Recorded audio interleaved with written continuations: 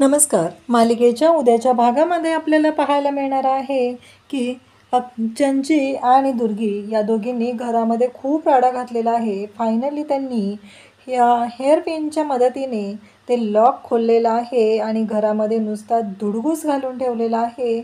आणि अक्षरा आणि अधिपती या दोघांना त्याबद्दल काही माहिती नसतं. ते दोघंजण बाहेर फिरून घरी येतात आणि जेव्हा पाहतात तेव्हा त्यांना धक्का बसतो. सगळ्या घरामध्ये सामान अस्ताव्यस्त पडलेलं असतं.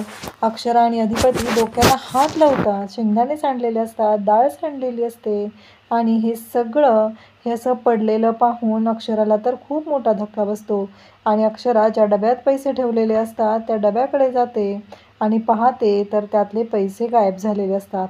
अक्षरा आजूबाजूला पाहू लागते आणि तिच्या लक्षात येतं घरात तर चोरी झालेली आहे, पैसे चोरीला गेलेले आहेत. हे तर अक्षरा आणि अधिपती या दोघांच्याही लक्षात आलेलं असतं. पण मोठी गोष्ट घडलेली असते ती म्हणजे तिथे एक तिला पुरावा सापडतो. चंची आणि दुर्गीची एक वस्तू तिथं पडलेली असते आणि ते सगळं आता अक्षराच्या समोर येतं. अक्षराला कळतं की हे सगळं कोणी केलेलं आहे आणि आता अक्षरा आणि अधिपतीच्या हातात चंची दुर्गी विरोधात एक पुरावा सापडलेला आहे. त्यामुळं त्यांची चोरी तर पकडली गेली आहे. पण आता अक्षरा आणि अधिपती दोघंजण काय निर्णय घेणार हे आपल्याला पाहायला मिळणार आहे.